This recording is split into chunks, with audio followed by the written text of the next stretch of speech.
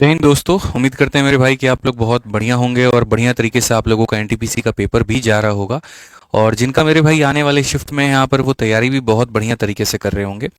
देखिए, आज मेरे पास में काफ़ी शिक्षकों का यहाँ पर जो है वो अलग अलग तरह के वीडियोस आए, यहाँ पर अलग अलग चैनल्स के वो वीडियो शेयर कर रहे थे। फिर उसके बाद में बाकी बहुत सारे स्टूडेंट ऐसे हैं जिन्होंने मेरे पास में बहुत बड़ा बड़ा मैसेज मेरे पास में भेजा कि सर, आप हमेशा एक बात को लेकर के कहते हैं यहाँ पर कि एनालिसिस नहीं होना चाहिए, नहीं होना चाहिए। उसके बाद भी ये चीज़ रुकता नहीं है, यहाँ पर लोग धड़ल्ले से इसको करा रहे होते हैं। ठीक है, तो सर इस पर क्या विचार है और क्या चीज़ें हैं यहाँ पर, कैसे होगा ये काम? हमारे साथ में तो बहुत बड़ा नाइंसाफ़ी हो रहा है। तो देखो मेरे भाई, पहली बात, इस वीडियो को लेकर के शुरू से अंत तक देखना और समझना यहाँ पर कि जो एनालिसिस है यहाँ पर वो क्या कितना सही है और कितना यहाँ पर गलत है। आप बहुत अच्छे तरीके से इसका आकलन यहाँ पर कर पाओगे। आप बस मेरी बात को शुरू से लेकर के अंत तक देखना। देखो मेरे भाई, सबसे पहले हम आपको इस रेलवे के नोटिस से थोड़ा सा रूबरू कराते हैं। और ये पिछली बार का नोटिस है 2024 में जो रेलवे ने दिया था, जहां पर साफ उसने कहा था कि रेलवे भर्ती बोर्ड ने समय समय पर उम्मीदवारों और अन्य संबंधित पक्षों को सूचित किया है कि जो भी व्यक्ति परीक्षा सामग्री की पूरी या आंशिक जानकारी को किसी भी माध्यम से मौखिक या लिखित या फिर इलेक्ट्रॉनिक या मैकेनिकल किसी भी रूप से सार्वजनिक करने, प्रकाशित करने या पुनः प्रस्तुत करने, पुनः प्रस्तुत का मतलब एक बार आप उसको पेपर में दे चुके हैं और दोबारा से आप उसको कहीं पर किसी टीचर को फोन करके आप बता रहे हैं या यहाँ पर जा करके आप मीडिया वालों को बता रहे हैं, इस तरीके से करके क्वेश्चंस बता रहे हैं, एग्जैक्ट हूबहू सवाल बता रहे हैं, ठीक है, या प्रसारित करने या संग्रहित करने पर इसका जो है यहाँ पर प्रदान करने में पाया जाएगा, तो परीक्षा केंद्र में दिए गए किसी भी कागजात को ले जाने या परीक्षा सामग्री में इसमें कब्जा हुए पाया जाएगा तो उसे गंभीर कदाचार माना जाएगा और परीक्षा से वंचित या मतलब जो है अयोग्य घोषित कर दिया जाएगा। मैं एक छोटा सा आपको एग्जाम्पल देता हूं यहाँ पर। आपको हो सकता है कि ये इसको बहुत हल्के में आप लेकर के चल रहे होगे। अभी हाल फिलहाल आप सीपीयू वाले बच्चों से पूछो कि जो एसएससी सीपीयू का बच्चों पेपर दे रहे थे उनके साथ में अभी क्या हुआ है। एक ऐसा सेंटर था जहां पर बस एक स्टूडेंट दूसरे स्टूडेंट से बस बात कर रहा था पेपर के दौरान में। अब वो क्या बात कर रहा था, क्या बात नहीं कर रहा था, ये किसी को नहीं पता। ठीक है, उसको लगता है कि कोई टेंशन की बात है ही नहीं, लेकिन अब जब सीपीयू का पूरा एनालिसिस हो रहा है, सेंटर के सीसीटीवी खंगाले जा रहे हैं, तो वहां पर अब उस बच्चे को पूरी तरीके से डिबेयर कर दिया गया है। मतलब एक होता है कि आपका पेपर रद्द हो जाए, आपका रिजल्ट ना आए, और डिबेयर का मतलब होता है कि कई सालों तक आप परीक्षा नहीं दे सकते हैं। ठीक है, सीसीटीवी का पर्टिकुलरली फुटेज से उसको मिला करके उसका सीट निकाल करके उसका रोल नंबर निकाल करके ये किया गया है। हो सकता है मेरे भाई आप अभी इसको हल्के में लेकर के जा रहे हो एनालिसिस, लेकिन आपके रेलवे में भी ये काम आपका हो सकता है हो जाए कि सेंटर के बीच में आप एक दूसरे से बात कर रहे हैं तो आपके ऊपर में नोटिस आ जाए। ठीक है, तो पहली बात, परीक्षा केंद्र पर ऐसा कोई भी काम ना करें। पहला पॉइंट तो ये हो गया, उसमें थोड़ा सा सतर्क रहने की आपको आवश्यकता है। अब दूसरे हम आते हैं एनालिसिस के ऊपर में।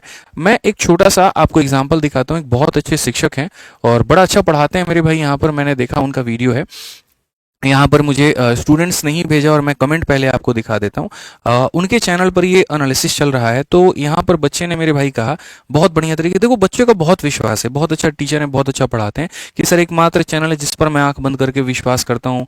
किसी ने कहा मैं काफ़ी सालों से यहाँ पर फॉलो कर रहा हूँ, देखिए 2 सालों से, और बच्चों का कितना अटूट विश्वास है इसके ऊपर में। लेकिन इसमें दिक्कत क्या है, इसमें प्रॉब्लम पता है मेरे भाई यहाँ पर है ये वाला जोरा सा एक यहाँ पर कमेंट पढ़ो जो मैंने नहीं किया हुआ है लेकिन किसी बच्चे ने किया, और इस पर कितने लोगों ने सहमति जताई है कि यदि कोई भी स्टूडेंट का लास्ट में एग्जाम है तो इस चैनल का सारा वीडियो देख करके चला जाए तो उसका 10 नंबर बढ़ जाएगा, पूरा गारंटी है मेरे भाई। यहाँ पर 23 लोग इससे सहमत भी हुए हैं। मतलब आप कहीं ना कहीं ये बात जानते तो है ना कि अगर आप एनालिसिस करवा रहे हैं और अगर यहाँ पर बच्चा अगर कोई एनालिसिस देख रहा है तो बाद वाले शिफ्ट वाले बच्चों को फायदा हो रहा है। अगर मान लीजिए कि 10 नंबर बढ़ जाएगा तो यहाँ पर तो एक एक नंबर पर हजारों और लाखों बच्चे होते हैं कट ऑफ में, वो कितना ज्यादा डिसाइडिंग फैक्टर हो सकता है। तो इसमें पहले वाले शिफ्ट वाले बच्चों की क्या गलती है, 5 जून वालों की क्या गलती है, 6 जून वालों की क्या गलती है, 7 जून वालों की यहाँ पर क्या गलती है? क्योंकि जैसे जैसे जिनका जिनका पेपर लास्ट में होगा वो तो पूरा निचोड़ पड़ चुके होंगे और इसमें कहीं पर कोई दो मत की बात है ही नहीं कि उसको 10 या 15 नंबर का एज नहीं मिलेगा।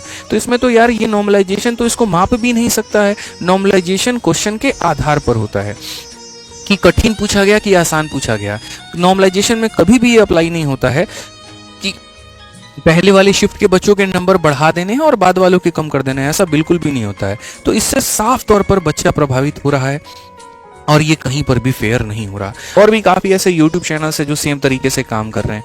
देखो, मैं किसी को रोक तो नहीं सकता हूँ, मैं आयोग तो नहीं हूँ कि मैं जा करके हाथ पकड़ लूँ, मैं उनको ये बोल दूँ आपको करने ही नहीं देंगे हम। बट मुझे लगता है कि एक शिक्षक होने के नाते हमारी अपनी जो है एक जिम्मेदारी बनती है।